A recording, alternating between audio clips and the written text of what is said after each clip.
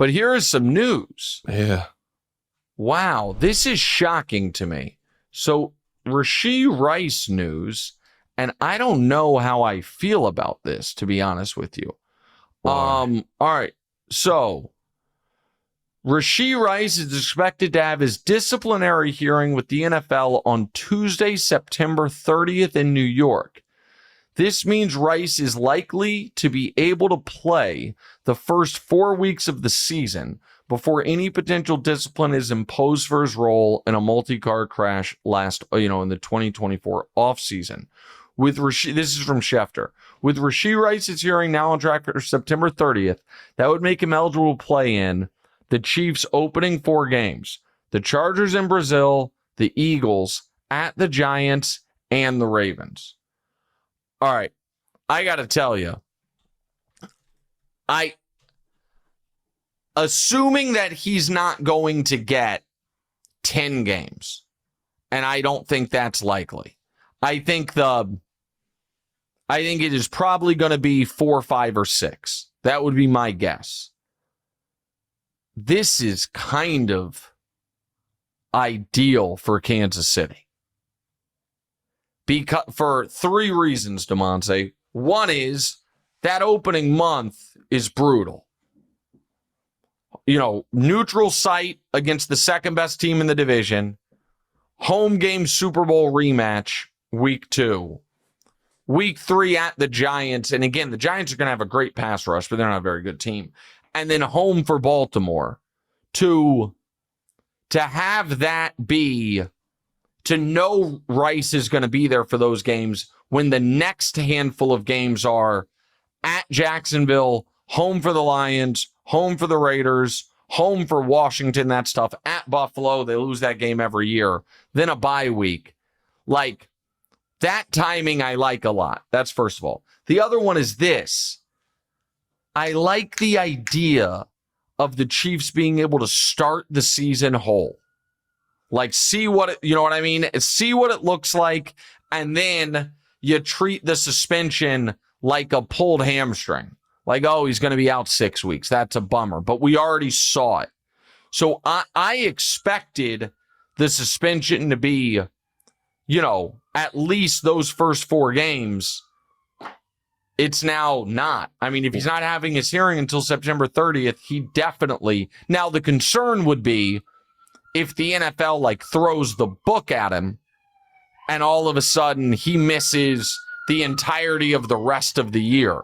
Like, what if the league gives him a 12-game suspension and now instead of being back for the final month of the year, he's out until the final game of the year? But I think when Jordan Addison got 3 games for DUI, I think Rashee's was different. Like, it was wildly dangerous and irresponsible. There were minor injuries, but he also wasn't impaired. At least they, wasn't proven to be. So I think it'll be probably double Jordan Addison. 4, 5, or 6 is what I think will happen. But the timing of that's really, really lucky for Kansas City. Start your Chiefs conspiracy theories now. Dan Campbell said he's motivated by people doubting that he can succeed without his star coordinators. But we've always known that Dan Campbell's never struggled with motivation. Besides motivation, what do you think that Dan Campbell brings to the table as a head coach? Well, listen, I think he's a very good head coach. I think he sets a culture, and I think his aggressiveness on 4th downs that's a Dan Campbell, not a Ben Johnson thing. And I think that instills a real edge for them. But here is my overarching take, so to speak, that I think that I said on the show yesterday that I thought of while we were within the segment. And I was like, you know what? It just was kind of a eureka moment. I was like, I think that's right. I think setting a culture and motivation and the things we know Dan Campbell's great at are hugely important to turn a team around, to get a team from where the Lions were to a legitimate NFL team. But I think there are diminishing returns on that once your team is a real contender. Because once your team is competing for championships, once you do have really good players, there's a lot of self-starting and self-motivation, and the culture is set. Once you get to that point, then I do think the coordinators who are more your tacticians, those guys have an increased value when you're actually trying to win a championship. So that I have 4 significant concerns about the Lions this year. 4. One is what you're talking about right there, the loss of coordinators. The second one is, how does Goff respond to that playoff meltdown? I think that's a fair question. Yeah. 3 is this the worst offensive line Goff has had and the Lions have had since Goff has been there, I should say? And how does that impact him? And 4 is this schedule plus the toll of being so close 2 years ago, having the best record in the conference last year and not making a Super Bowl. Is it just too much to overcome? So with all that, for all those reasons, like, do I think it's on the board? The Lions go from the number 1 seed to missing the playoffs. I think that's on the board. Was that going to be my pick? I'm not sure yet, but I think that team, they could take a major step back this year. And I think the coordinators are not all of it, but a big piece of it.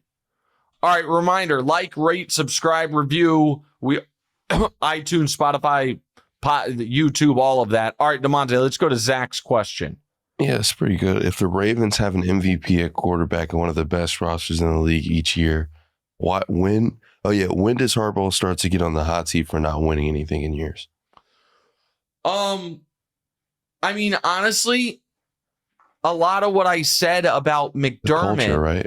About McDermott, about like if they lose again, even if he's a good coach, do you have to make a move, would apply to Harbaugh, except with the Ravens prior to last year, people didn't blame Harbaugh. They were just like, Lamar didn't.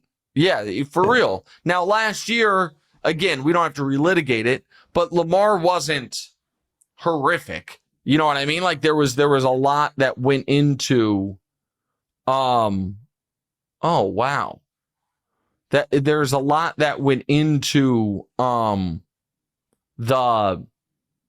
Ravens playoff loss.